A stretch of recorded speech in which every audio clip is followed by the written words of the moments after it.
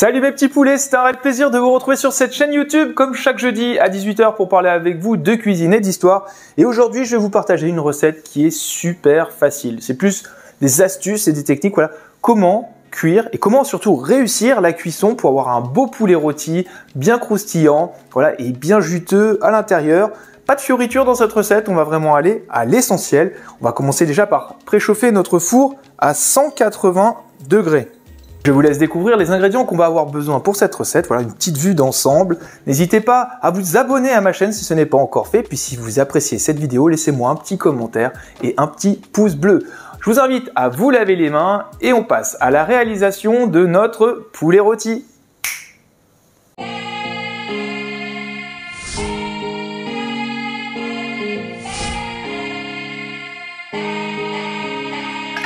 Vous êtes bien lavé les mains, c'est parfait. On passe à la réalisation de notre poulet rôti. Je vous laisse découvrir la liste des ingrédients qui apparaissent sur ma droite.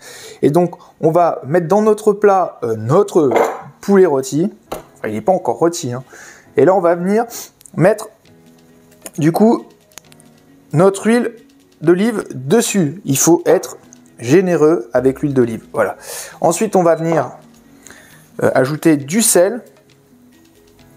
Alors le sel, pareil, il faut être généreux hein, sur le poulet, il faut qu'il soit bien assaisonné. Et là, on va venir masser notre poulet, voilà, pour mettre le sel et l'huile bien partout, pour qu'il soit bien croustillant, bien assaisonné. Le poulet, première astuce, avant de l'assaisonner, je l'ai laissé tempérer. Il ne faut pas mettre votre poulet froid dans le four, voilà, laissez-le tempérer. À venir ajouter mon paprika.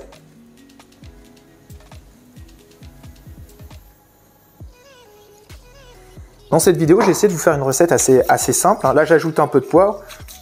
Dans la cuisson du poulet, comptez 50 minutes par kilo de poulet. Donc, je vous laisse faire les calculs à la maison selon le poids de votre poulet. Je viens d'ajouter mon poivre, j'ai ajouté mon paprika.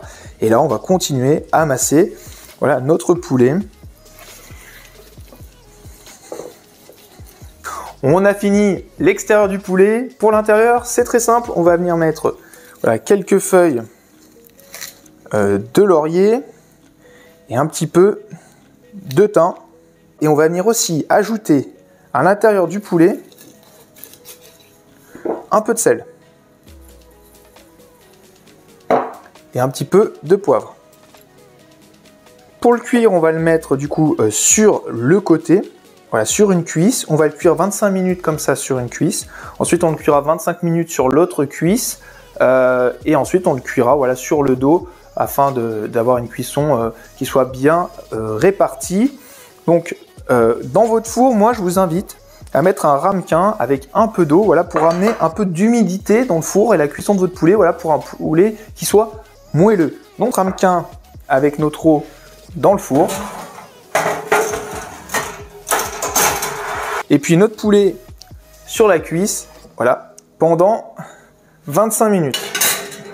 Et du coup, notre carotte, on va couper grossièrement en rondelles, on va couper grossièrement notre oignon, voilà. Alors pour l'ail, vous vous embêtez pas, vous le laissez en chemise, on vient juste un petit peu, voilà, l'écraser avec le plat d'un couteau, mais dans une assiette. La carotte, on vient la couper, voilà, grossièrement en rondelles, voilà, rien de compliqué. Et puis l'oignon, on va venir l'émincer. On va venir couper en deux. Puis là, on va venir l'émincer.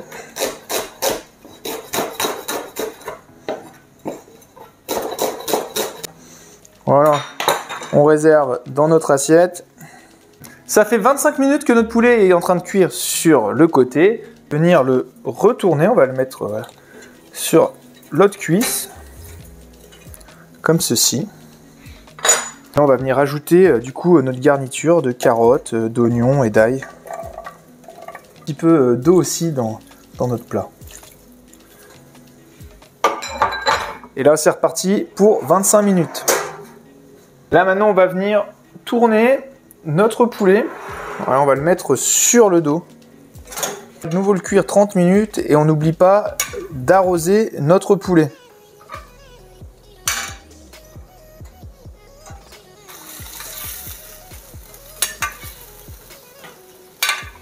Notre poulet est cuit les amis, on va le sortir, voilà, il est fin prêt.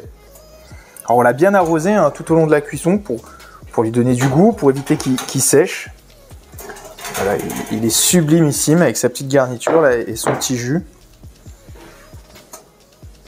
Il est pas beau mon poulet les amis? Et dernière petite astuce, quand votre poulet est cuit et que vous le sortez du four, il ne faut pas le trancher tout de suite, sinon tout le jus va sortir et vous allez avoir une viande sèche. Je vous conseille ensuite de le laisser reposer 20-30 minutes, voilà, minimum, et ensuite de le trancher. Donc s'il n'est pas assez chaud, vous le remettez un petit coup au four avant de le trancher. Mais voilà, c'est vraiment un des secrets pour avoir un super poulet rôti, bien croustillant et surtout pas sec du tout. J'espère que cette vidéo elle vous a plu, j'ai pris énormément de plaisir à la réaliser. Je vous dis à jeudi prochain pour une nouvelle recette. En attendant, portez-vous bien et bon petit poulet. Ciao ciao!